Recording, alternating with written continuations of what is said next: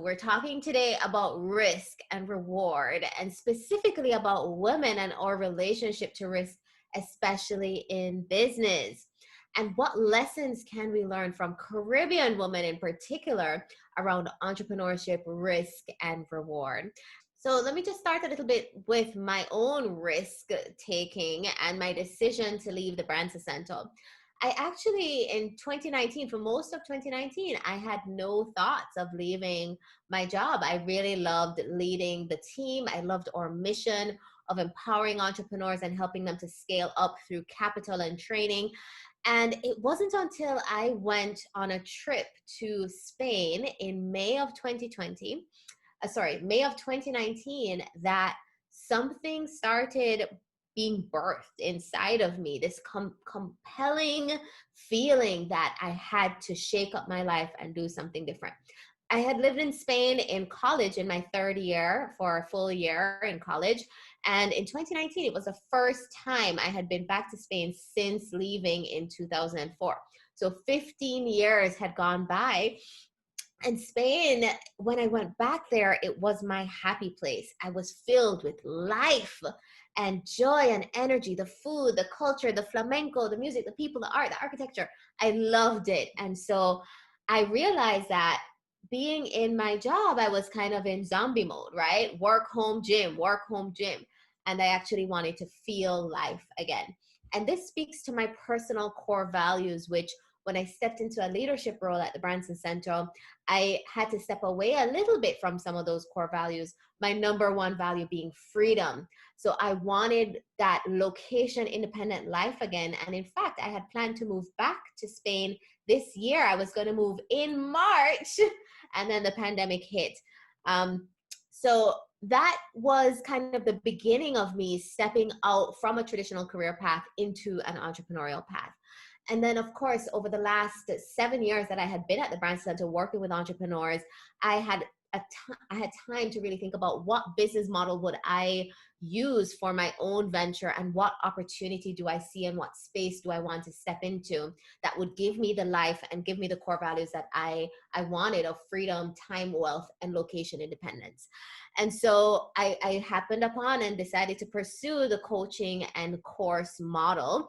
And I ended up raising funding to do it. I raised some pre-seed funding, and I'll talk a little bit about that. True entrepreneurial style, went and pitched to investors, got investors, raised money, and I launched my business. And I did all of this during the pandemic.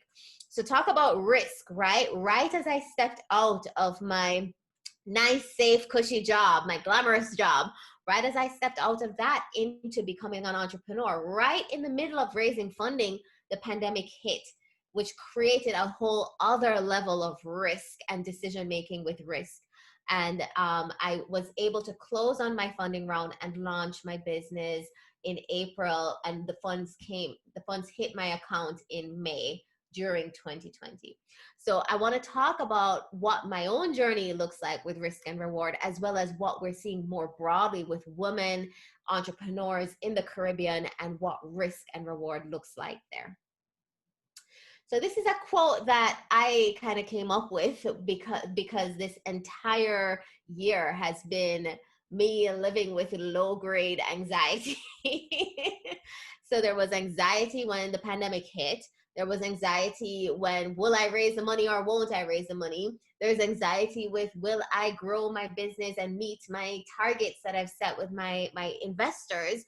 There's anxiety around, are my clients happy? So to be an entrepreneur means coping with this anxiety around success and failure and every day. And that is a risk that a lot of people can see from the outside and really affects their decision on whether to become an entrepreneur or not. And risk, anxiety, and stress all play a role in women's decision to become entrepreneurs. And I will talk some more about that as well. So what is risk in a career, right? So a career is the vehicle that through which you exchange your talent, your ideas, and your labor for money. So that vehicle can be a traditional career path, or it can be entrepreneurship. Risk in your career is when you face a decision with a high probability of failure that can lead to a substantial loss of income and status. That is how I define risk in a career, right? So stepping out of a safe, secure job with a steady income into your own business comes with substantial risk, because there is a high probability of failure that can lead to a substantial loss of income and status and prestige that you had with your traditional career path. But in exchange for that risk, that high probability of failure, the potential payoff, the reward has to be very high. You have to be able to make outsized returns in income and status for that risk to make sense. And so risk and reward go hand in hand. When you stay in the tried and true path, your reward, your outcomes are lower than oftentimes than when you take the risk to step out into something that has potentially a very high payoff. But that comes with, of course, the risk of failure. I'm going to look at the comments soon. I see the comments going off, but here are some of the decisions that entrepreneurs face, and particularly women entrepreneurs, and they're dealing with when they're facing the anxiety and stress of these risky decisions. Should I maintain a traditional career, or should I become an entrepreneur? Should I bootstrap and build my business organically, or should I get external funding into my business? What business model do I choose that enables me to live the life that I actually want to live? Many entrepreneurs choose the wrong business model and end up getting trapped in their business. So that's a big risk as well on the business model side. Should I take this project on, or should I take that project on if you're in a traditional career? Should I pursue this client or that one? And now in the pandemic, many entrepreneurs are facing the decision of, should they persist and try to stay open and keep puttering along and keep trying in this very difficult environment, or should they close their business and try something else? So all of these decisions are very high risk decisions that come with a heavy emotional impact, a lot of stress, and a lot of anxiety. I kind of emphasize the anxiety piece and the stress piece because women and men make decisions very differently under stress and under anxiety.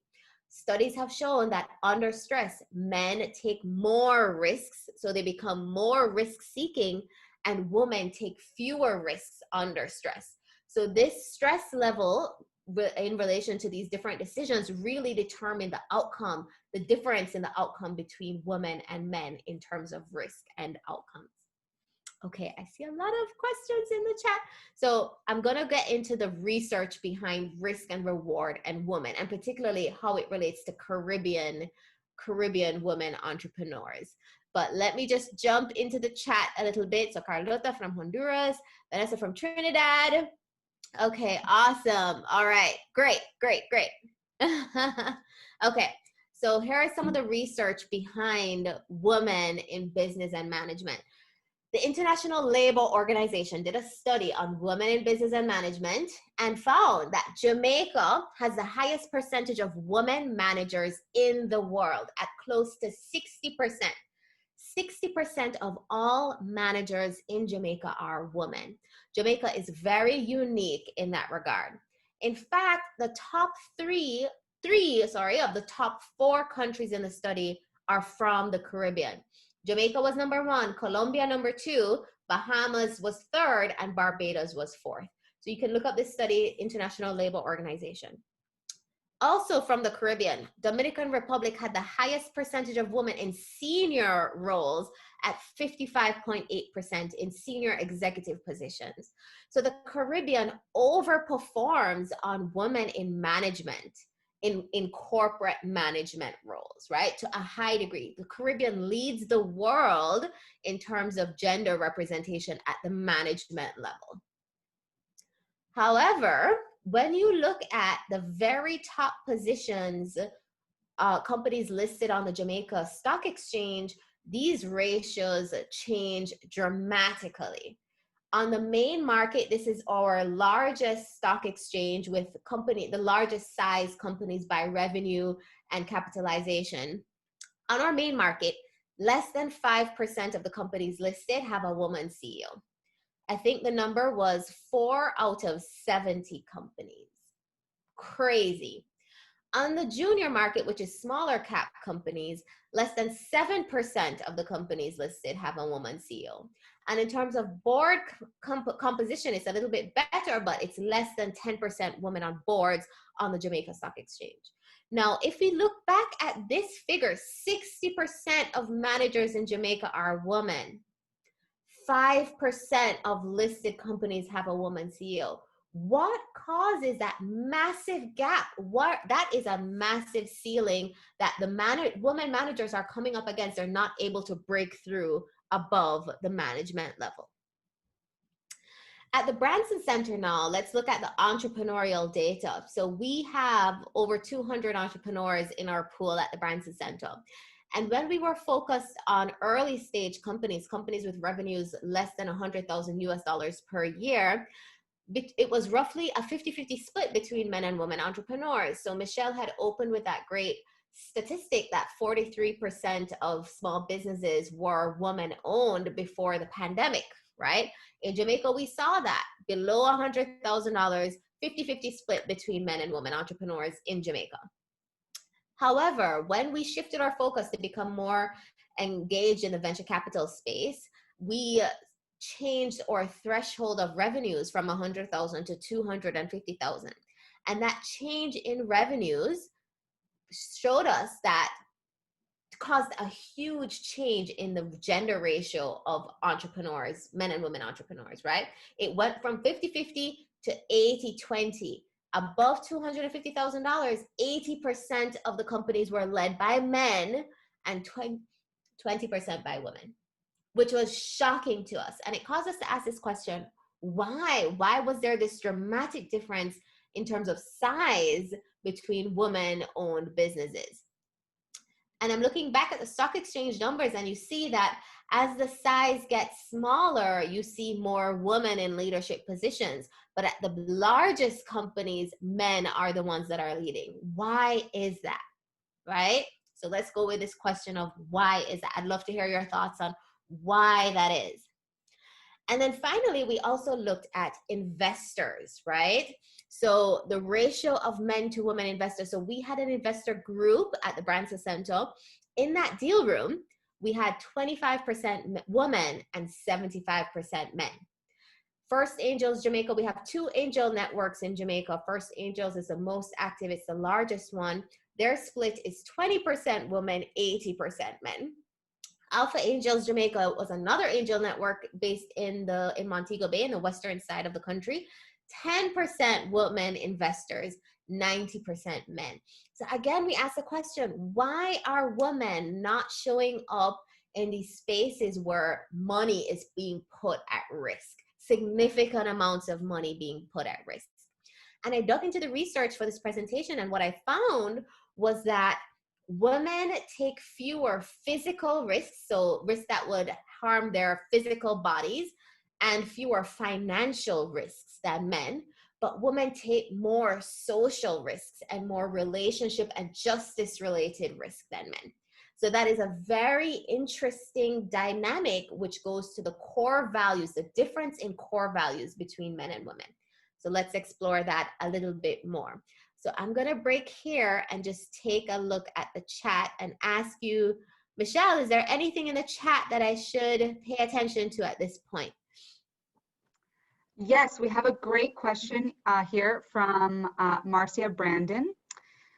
She is asking, yes, I know that study, or she mentioned, she knows that study. However, is there equity in payment for women as well?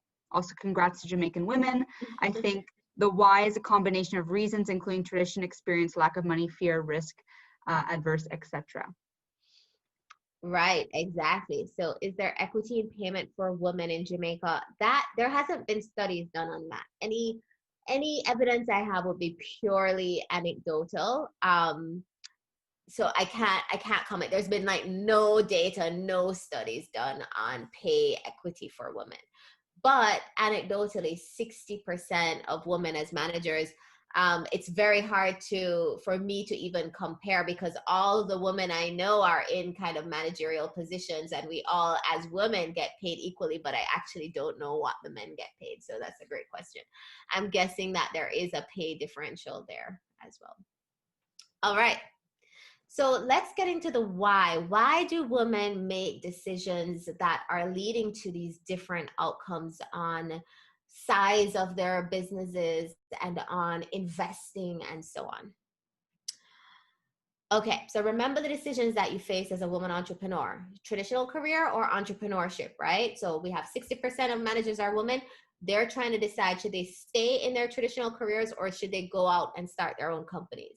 Should they grow their businesses organically or should they take on external funding?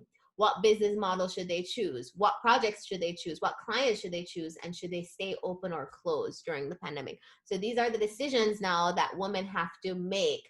And the outcomes on size of business and the outcomes on investment are determined by how we as women make these decisions. So traditional decision making theory talks about outcomes, probabilities, and the value of winning and losing. And it assumes that people make rational decisions based on the value of different outcomes in their decision trees, right? And this decision-making theory assumes that women and men put similar values on outcomes and similar probabilities when they're determining what decisions to make, but that's actually not true. Women and men have different core values by and large. And so those decision-making processes are based on those values. And when our value systems are different, we are going to make different decisions that lead to different outcomes. So I started my career as a researcher for the book Freakonomics. So I love research and I love the theory of things. And so decisions, this is a typical decision tree, right? For a lawyer who is pursuing a case and trying to decide whether to proceed with the case or to settle the case. So we have the probabilities of winning versus losing and the value associated with each with each outcome. So you have to pay $50,000 if you lose, but if you win, you get all of these money from this calculation here. So this is how decision theory thinks about how people make decisions, right? We think about our options, we think about the costs and the probability of success. But McKinsey just put out a report recently that shows that actually people make decisions based on their core values. And they've grouped core values into 9 different broad values that you can choose from. So I've circled here the caring value and the stability value. Women tend to over-index on caring for others. They are often the caregivers in their family, and because of that role as a caregiver, they over-index on the need for stability to take care of the people that they love, that they are the caregiver for. Meanwhile, men tend to over-index on some other elements here: achievement, respect, enjoyment, right? So if we have a fundamentally different decision-making criteria, we're going to have fundamentally different outcomes. So to answer the question, do women take fewer risks than men? The answer is both yes and no. No, we don't take fewer risks. We take different risks. And the risks that women take are not valued or tracked by society in the same way that when we're looking at the risks that men take, right? So when we think about risk, we think about physical harm, we think about financial loss, and those are very masculine ways of thinking about risk. So on those metrics, yes, women do take fewer risks on the physical side and on the financial side. This is changing though. The financial side, we're seeing women now in this decade becoming more willing to put capital at risk than ever before. But the risks that we are willing to take are not tracked and not valued by society in the same way as these physical and financial risks.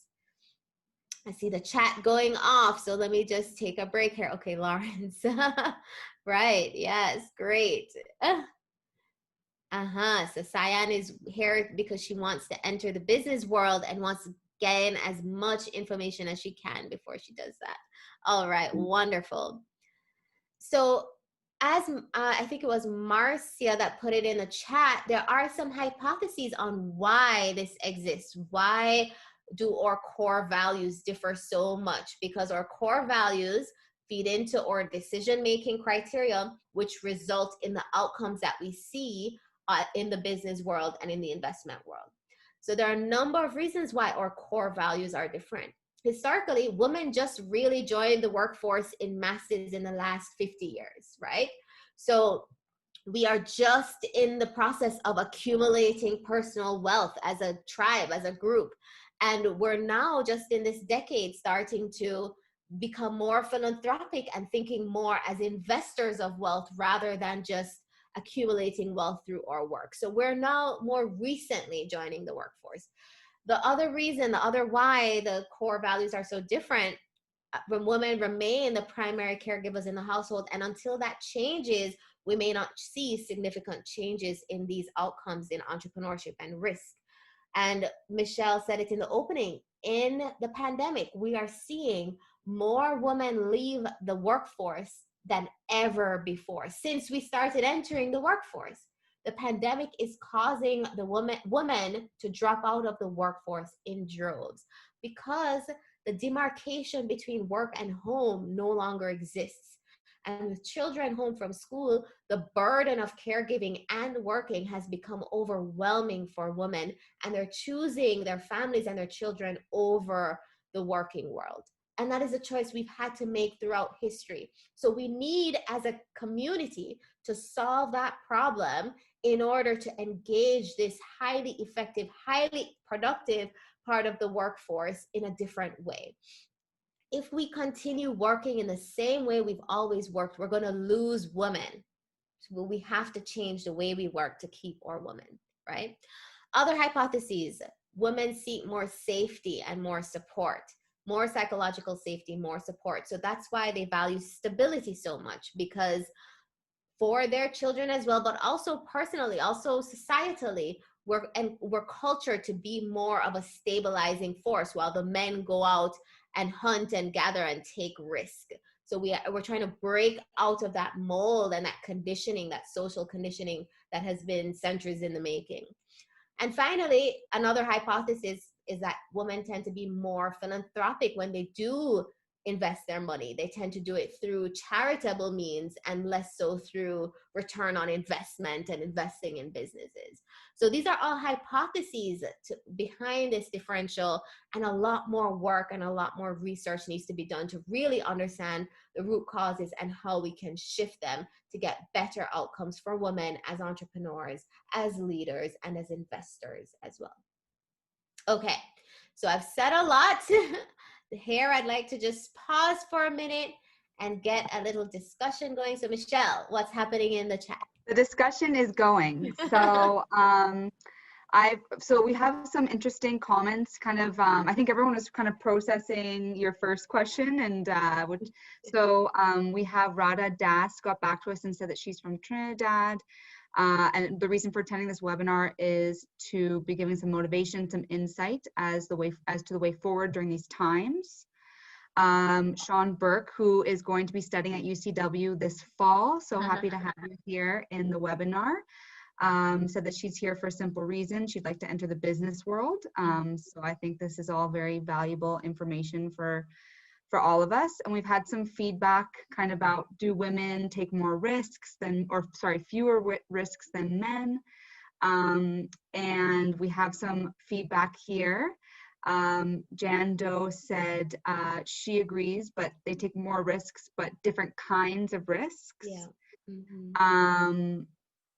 Another person said they agree that, or they think that women take fewer risks overall. Fiola, who's another UCW, soon to be UCW student this fall, says that we seem to be more critical thinkers. Another individual mentioned women tend to be more financially conscious. We have an interesting insight here from Cavell, who I believe mentioned they're from Jamaica. As a woman entrepreneur, I believe I am risk taking. Mm-hmm. My situation is more of the rate of risk taking. I take them, but slowly weighing everything. Yes, yes. And a lot of that comes from the need for stability and security. And where does that come from, right? So I see people agreeing, yes, we don't take as many financial risks, we're more analytical. And that comes out in the research as well. And the question behind that is why? Why do we take longer to take a risk? Why do we have to analyze every outcome before we jump? Whereas some men will just jump recklessly, right? And when we start to dig into the why, that is where the insight comes. For me personally, it is I am a stabilizing force in my family, right? I help take care of my parents. And so having a massive financial loss is not good for my family. And therefore, I'm not going to be as risk seeking as some of my counterparts may be who are more willing to lose it all. However, I have taken many risks in getting investments, starting a business in a pandemic, leaving my 9 to 5 job. And what allowed me to take that risk? I don't have dependents myself, my kids. I don't have kids. I'm more free to move around as I see fit in the world. And so all these different factors feed into those risk decisions. And for me, the caregiving piece is the real insight here. I think, and that's what I was going to mention, that I think your insight as to, you know, what's the reason for all this. Of course, it's a complex answer, but one big reason is evolution, and simply women, we evolved to be caregivers. And you know, you mentioned even though you don't have children, you're caring for your parents, you know, or of course caring for children or caring for our partners. You know, often females are kind of the rock of their family. So I think that it makes sense, evolutionarily speaking, that we aren't going to go out and, you know, put our family and our home at risk. So we have a lot of comments coming in. This is great. Everyone's Right. So I see some thinking. questions around investment decision, which is my next component.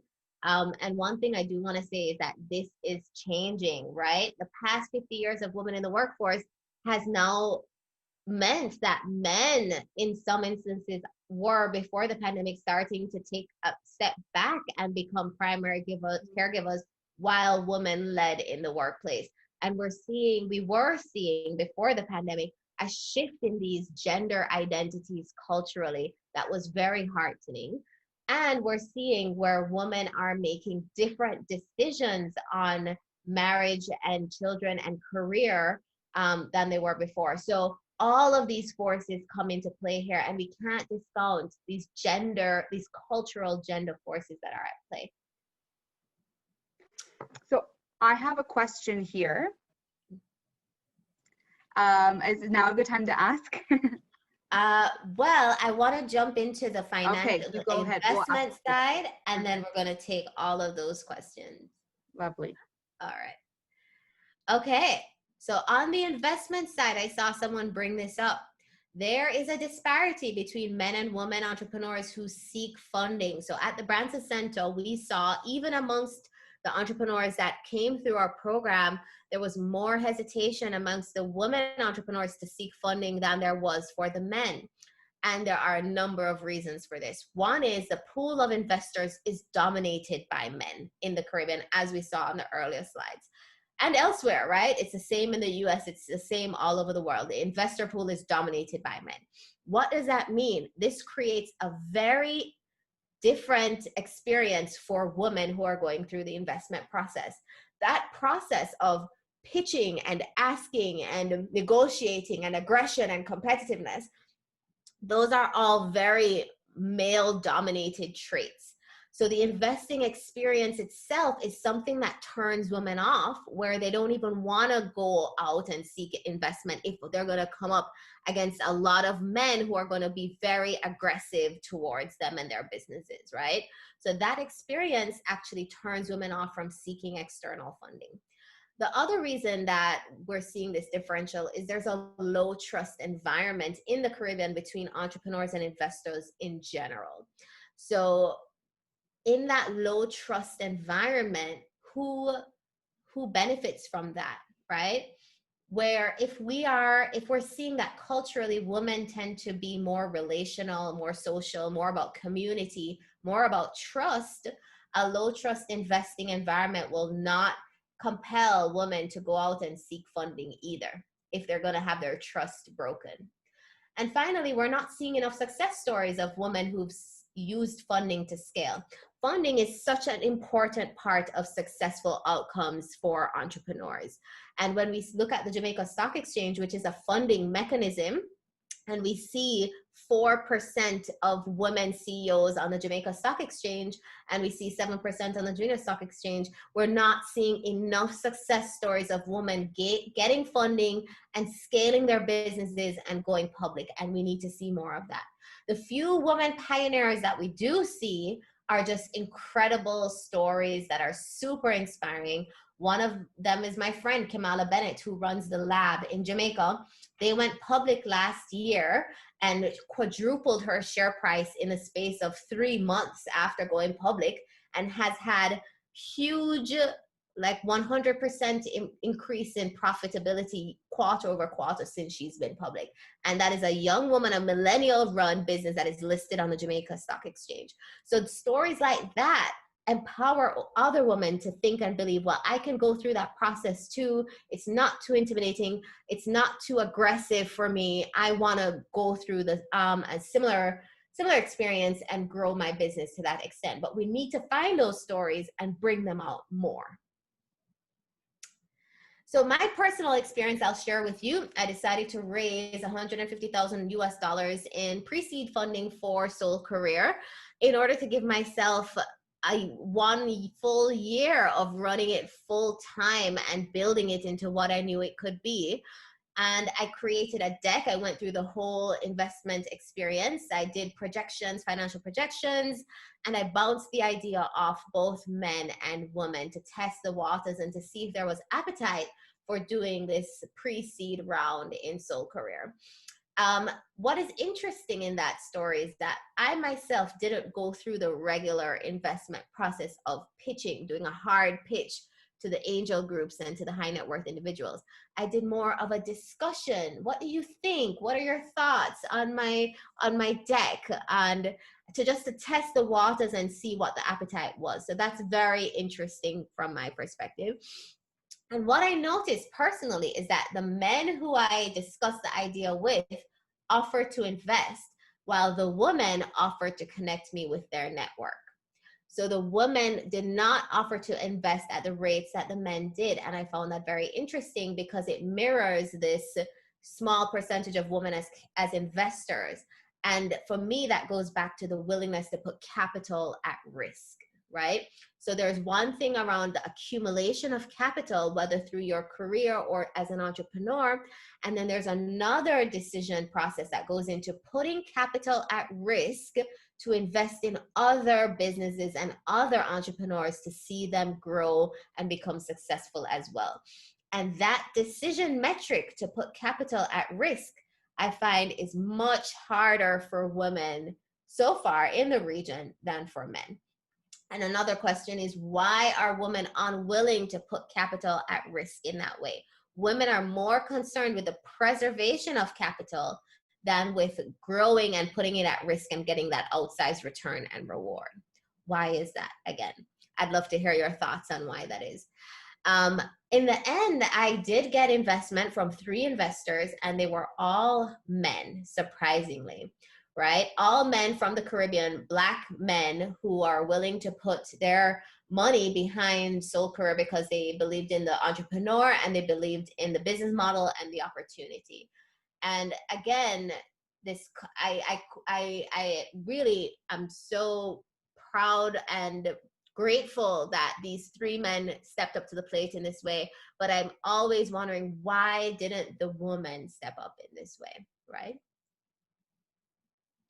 So I want to leave a lot of time for questions. So I'm leaving you guys with this parting thought to write your comments in the chat box. What needs to happen for women to be more willing to take financial risk, right? One financial risk is leaving a traditional career to launch your own business. Another financial risk is going out and raising funding from other people. And another financial risk is when you've accumulated capital, putting that capital at risk and investing yourself in other entrepreneurs. What needs to happen for women to be more willing to take these risks? I'd love to hear your thoughts in the chat. Michelle, do you have an answer to that? we don't have any answers from the participants yet, but oh, they're coming in. I was gonna say, I think that one major factor, my personal thought would be something you see is an important factor, especially in underdeveloped countries versus developed countries, is childcare, free childcare. So, you know, women knowing that their home is taken care of and that they can go out and take those risks, I think is a huge factor. We have Yes. some other, yeah. Yes, I'm seeing some great comments in the chat that women need to be paid more so they can accumulate more wealth in order to take those risks. A change in mindset needs to occur from the investor's side, right? And I want to double click on this a little bit, in that one of the articles I read in preparation for this presentation talked about how the venture capital experience inherently has gender bias in it. This is the venture capital experience in Silicon Valley. When there is a pitch process, women underperform and men overperform. And this is a result of confidence differentials. This is a result of there's so many men in on the investment side that there's a bias on the male side for certain markers of masculine kind of aggression and overconfidence and ego. And so they tend to fund men more because there's more men on the funding side. So there are all these reasons that the pitch process itself has inherent gender bias. So there are two things we need to change to equalize these outcomes. One is the way we work has to change to support women more. And two, the way we invest has to change for women to come into the fold a lot more.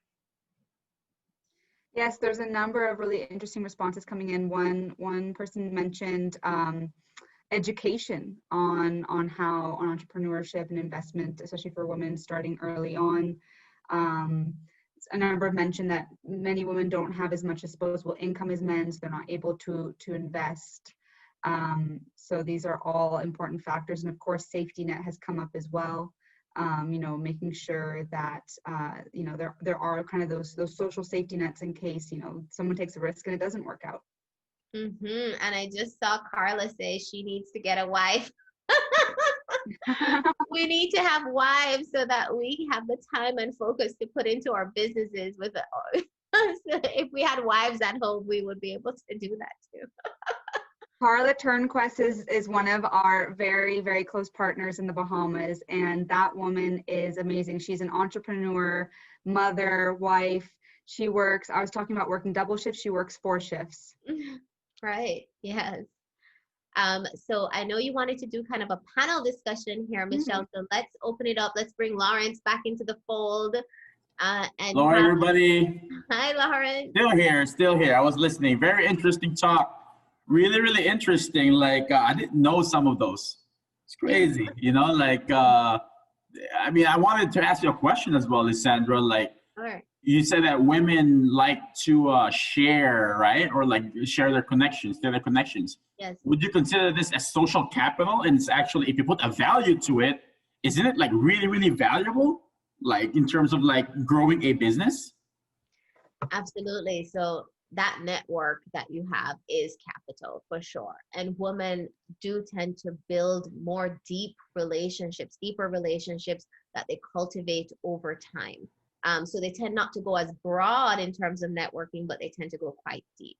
The challenge that in terms of moving that capital into actual money, monetizing that social capital, is that the market doesn't value that as much yet, right? When we look at the investing process, it values aggression, overconfidence, ego, traction, right? All these very masculine definitions of success.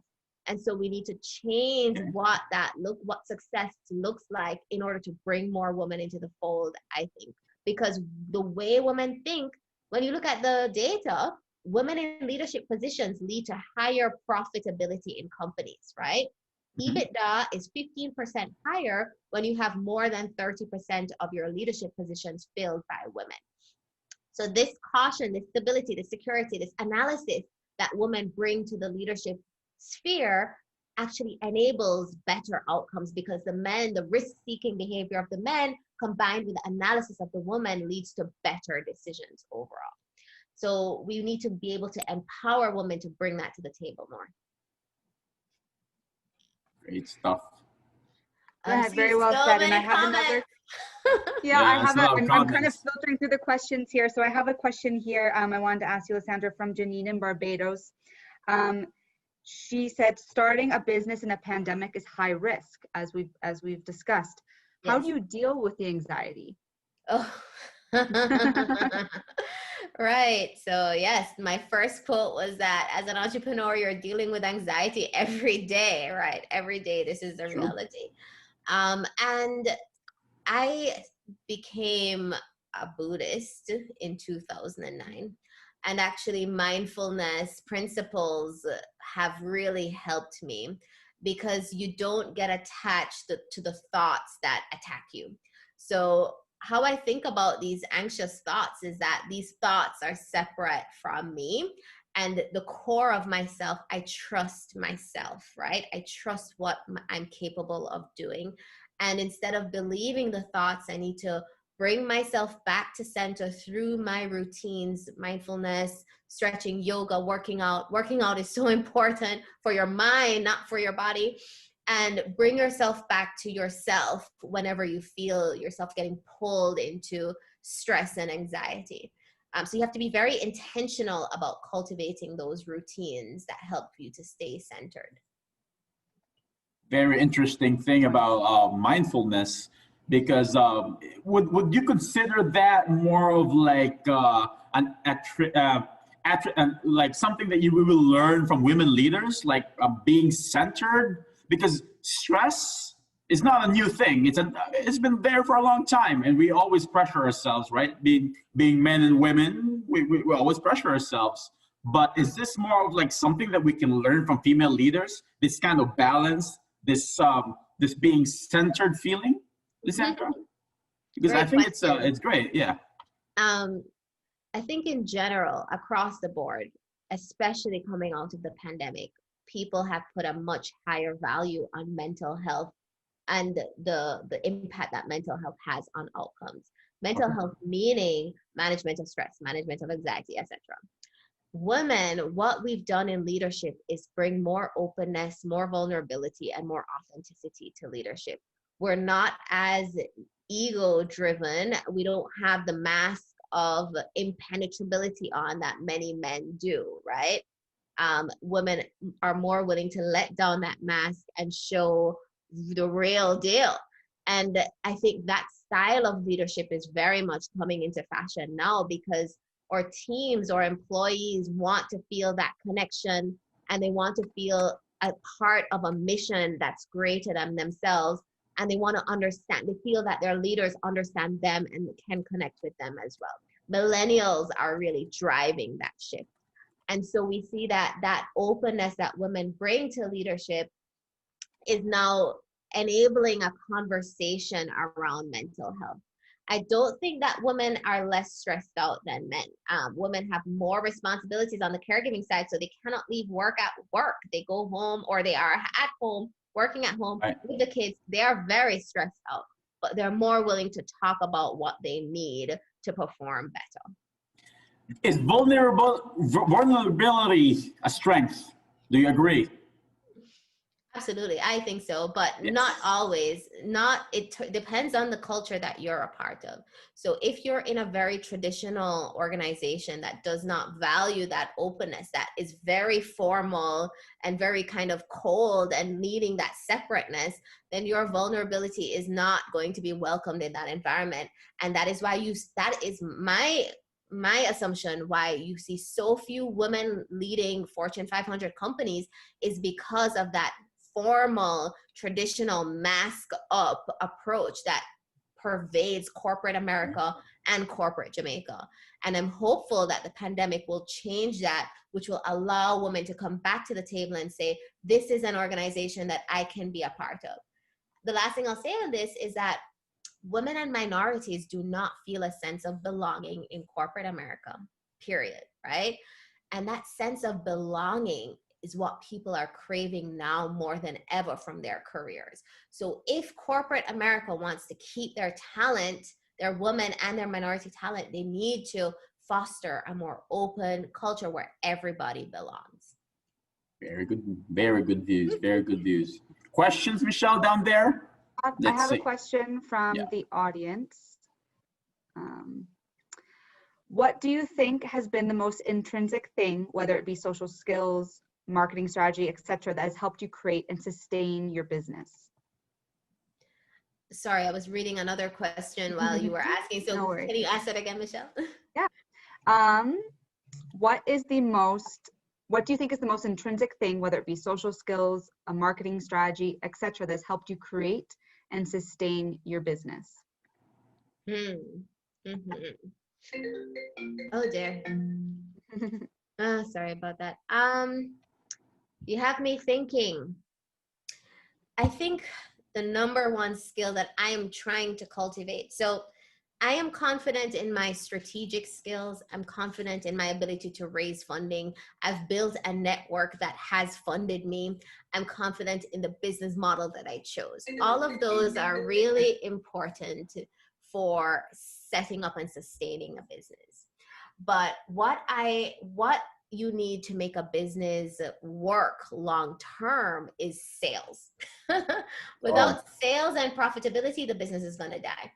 And selling skills, right? That hunting, going out, getting clients, pitching, selling, putting up a price, that is a very kind of masculine type of energy.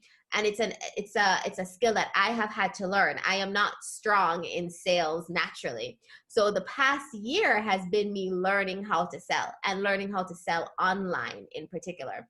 And I would say to women who want to leave corporate world and start businesses, try to figure out where your strengths are and where you need to shore up, because sales will make or break the business. You know, if we're not around 2 years from now, it would be because of sales. So I hired a sales team to help me with sales, to shore up that weakness in my capabilities for that reason. So that would be my recommendation. There are a number of things you need, and I had a number of things, but I was missing one or two key things. Well, it sounds like your recommendation is kind of look at what skills, because everyone's, of course, is different. So look at what skills you have, or, you know, what they have, and then determine, you know, what are they missing? And that leads me to a question that I have, is do you recommend starting businesses with partners? Do you suggest, you know, more going the solo route, or, you know, looking for that business partner or that group to start the venture with? Great question. So the first thing I will say is, when you're deciding to start a business, you have to select a business model that matches your core values and gives you the things you want out of life. That's step one. Should you have a partner or not? I am 100% on the side of building a business with other people. For my days where I'm feeling down or things aren't hitting the targets that we wanted to hit, my brother is my co-founder, and I have 3 investors. Without them, I would feel very alone. And that is another kind of facet of entrepreneurship, is that it is a very lonely journey. And if you are the only one on that journey, that is what leads to people quitting in the middle, right?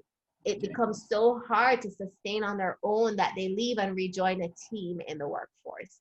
So if you can predict that and build a team around you that supports you throughout, your likelihood of persisting is much higher. And persistence and resilience are keys to entrepreneurial success. People quit too early before they get the outcome.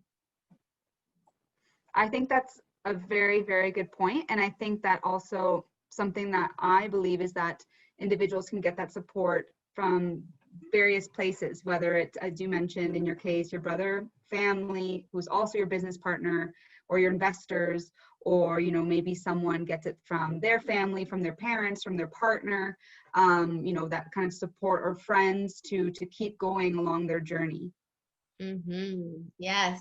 I'm seeing 2 really good questions in the Q&A box, Michelle. So which one should I answer first? They're really good. Let's answer okay, I have one here. From Cabell, right? Is that right? Is that from Cavell? Okay. I have one here. Oh, Female risk taking is also related to culture of the family. My mother was never a risk taker. In fact, I will describe her as risk adverse. I grew up also being afraid and afraid of everything. My success in work and studies happened because of an innate fear of failing and being able to provide for myself. Do you think that failing is important in an entrepreneurial journey? Mm-hmm. Oh gosh. Fear of failure is a hallmark of the entrepreneurial journey.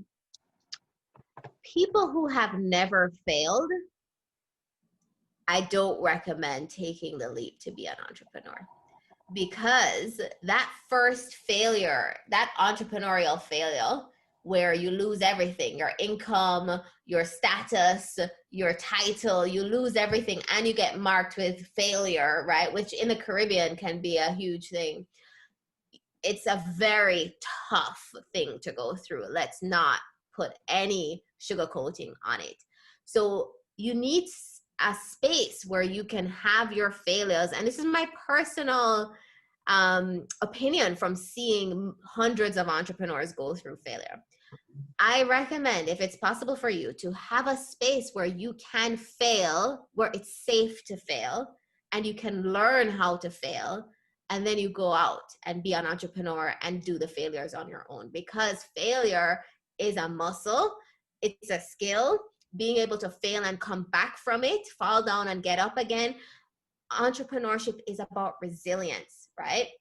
So build that resilience muscle as much as you can before stepping out.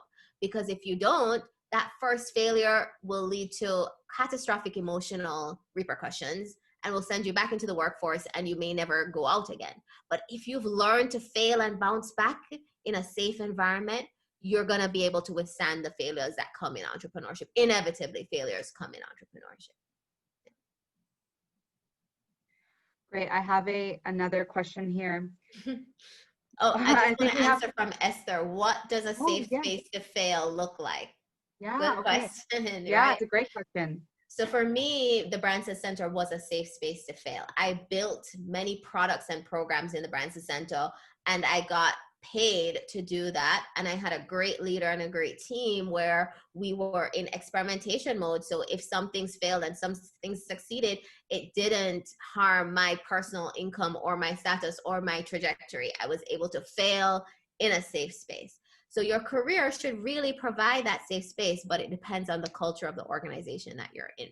Alternatively, have a side hustle. Be a 10% entrepreneur before you're a 100% entrepreneur, and fail there while the failure doesn't impact you so much before you go out into it full time. I have a follow-up question to that, because I know about some of the questions coming in different situations. So what could be a way to fail or a space to fail in if you're already a small business owner, if you're already an entrepreneur? Yeah. If you're already an entrepreneur, is there a safe space to fail? If you're a 10% entrepreneur, if you're a side hustler, yes, it's very safe to fail in that. Experimentation is side hustling makes experimentation possible. If you are 100% entrepreneur facing failure, then you're going to have to develop your tools of resilience. The stakes of failure when you're all in are very high, right? Let's not sugarcoat that. The stakes are high. Failure, when you're in an organization reading about failure, it sounds like this, oh, it's this entrepreneur journey. You have to fail. It's great. But when you're in it and the stakes are high, you have to develop the tools of resilience, right? So you have to learn how to decouple your identity from your business and maintain your sense of self even through the failure. You have to learn how to scenario analysis and have a game plan for these different down case scenarios so that you know what actions you want to take at rock bottom, before rock bottom, and at neutral, right? You have to learn how to plan. You have to have an optimistic mindset. Well, even if this product fails or this client fails, I still have this vision and this why that's pulling me through the failures. So developing all those tools of resilience, learning how to come back to yourself and center yourself, very important if you're in it 100% already. And I have to answer Cavell's question in the Q&A box after this, which is she's in the bridal industry, which got really affected by the pandemic, right? And she had to take more risks than ever before, innovating, creating new products, creating new opportunities. She became a risk-taking machine, right? And her comment was that you have to have this internal drive and motivation in order to be able to be open to taking that risk. And my comment on that is it comes back to your purpose and your why and the vision you have for your life that is pulling you through these experiences. So if you have a very strong sense of purpose, you are higher, you're more resilient. And in fact, people who have a purpose perform 15% better on outcomes than people who don't have a strong sense of purpose. That's McKinsey's purpose study that just came out 4 months ago. That's yeah, that's a great insight as well, and something important to keep in mind, not only of course for the bridal industry, which is so affected right now, but for a number of industries that are affected right now. I have another, I think we have time for 2 more questions because we are over our time limit, but I also want to mention that in the chat I see really I think the best possible outcome to this type of event, that people are learning and engaging, but also people are connecting. So I've seen a number of, entrepreneurs and connecting, and I think that is really the best thing that we can do, because at the end of the day, you know, we have to support each other to grow together and build our networks together. So I have last 2 questions here. One I have, would you say that the success of our women leaders in handling COVID-19, the focus should be on political culture and institutions which allow women to adopt a more feminine approach to leadership, to power? Oh gosh, what a big question. The question is who's focused, right? So in terms of the government, yes. In terms of you as an individual, of course, I lobby for that with the corporates that I work with and with my interface with the government. But as an individual, your focus needs to be on your purpose, right? So yes, we're going to write the articles and we're going to push for change in corporate culture. And it's happening naturally as the pandemic evolves, but also we need to focus on building the trajectory of our lives that we want to build and designing the life and the career that we want to create. That's my take. What's your take, Michelle, Lawrence? Michelle, Lawrence, do you have any thoughts? No, you first. Ladies first. I think that, sorry, I've been reading questions here, but I think that I put you on the spot. I think what you mentioned before is very important, that there is that shift to, and you know, really with more millennials in the workforce, there has been a more shift to focusing on ideals and having a sense of purpose. And with that, I think women leaders are very in line with that, and it's been a natural progression, if you will. And I think that in light of COVID, it's important that we don't lose that. So, you know, in a number of women's networking groups and newsletters, you know, I think it's been kind of a cry for help. What is happening? You know, I saw a stat: 1 in 4 women in the United States is considering leaving the workforce because of COVID. And I think that we, as you mentioned before as well, that at some point you'll want to stop, it'll get hard, but you need to have that resilience and that support system in place to proceed, to, you know, go for that, you know, that new managerial position, apply for that, and also be your authentic self, be an authentic female, whatever that means to you, whether it means being supportive, compassionate. I think that, you know, something to add to that, like, I think COVID has definitely exposed a lot of weaknesses, not just in countries, but in corporations as well. And I think the resilient ones, the ones with a diversified view, not just the leadership, but also the entry level people who have given their ideas in the ways they work, that has been really, really valuable for the ones who are still thriving until today, like who are still surviving. I mean, this pandemic has definitely hit everyone. Like nobody, I would say 98% of the world has affected us, like, has been affected by this pandemic.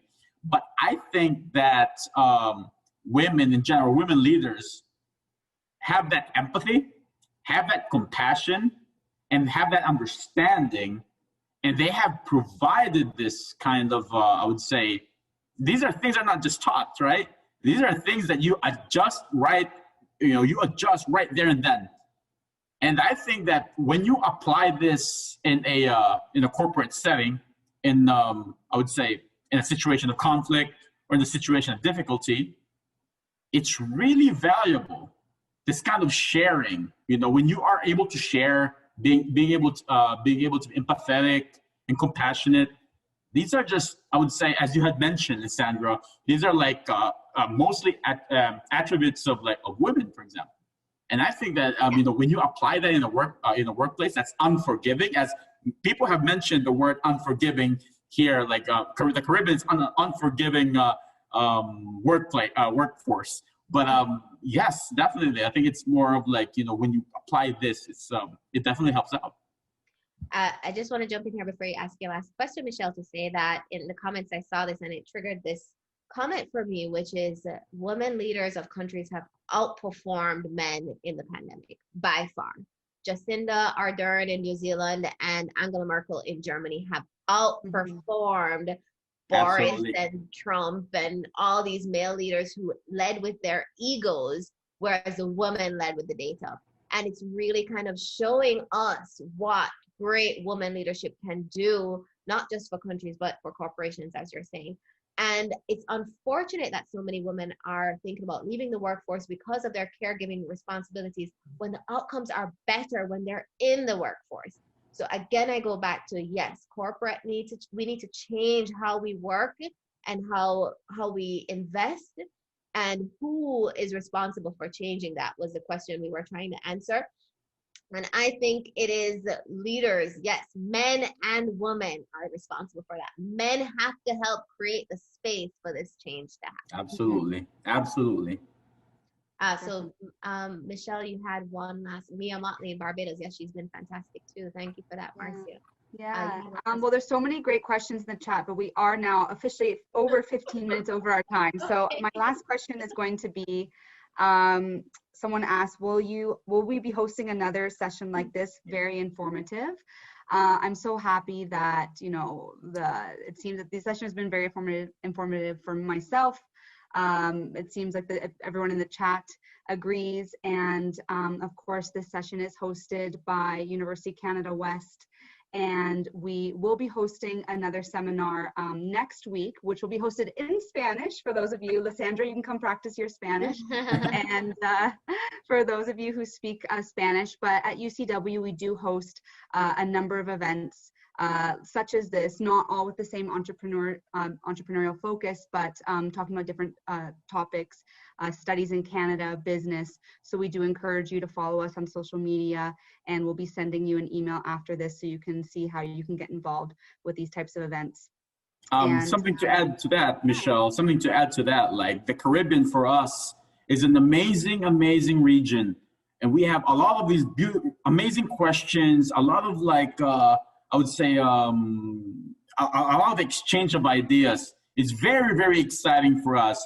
Now, if you want this in your countries, obviously, Lisandra, if you have time, I know you're a busy lady, but or definitely we're going to be able to present, as you tell us what kind of topics will work out best for you, and we are here to support. We are here to serve you at University of Canada West. And yeah, absolutely. Let's keep the connection going. I talk a lot about the future of work, and my company, Soul Career, helps professionals and executives and entrepreneurs to find their life's work. And I do a free consultation to start. So if any of you guys are interested, Michelle did one with me. She tracked. That's how she got me on this panel. She did a sneak attack. It was honestly lovely. Not only did I get to meet Lisandra and she agreed to do this speaking engagement, but I also did a very worthwhile and very insightful session with her. So I highly recommend it. So you can book it on soulcareer.com. Just book a free consultation with me. I would love to connect with you guys. You've been so awesome in the chat. I'd love to learn more about what all of you guys are doing. Let's go Caribbean, right? Let's go Caribbean. It's amazing. Great vibes. Great. Well, again, thank you everyone so much for joining us tonight. I know it's been a very interesting seminar for me, and I know we've all learned something tonight and even maybe met a new friend or future business partner. I want to give a very special thank you to Lisandra for joining us and for sharing her stories and her insights. It's been incredibly valuable, and we really, really appreciate it at UCW. Thank you. Thank you for having me. No, thank you so much. And I would also like to thank our team behind the scenes, including Alejandra Merigio, Media U, and the entire UCW LATAM team. Of course, Luciana Duarchi as well, who's been responding to all your questions in the chat. And thank you, everyone. Have a lovely evening. Have a lovely evening. Thank you so much, everybody.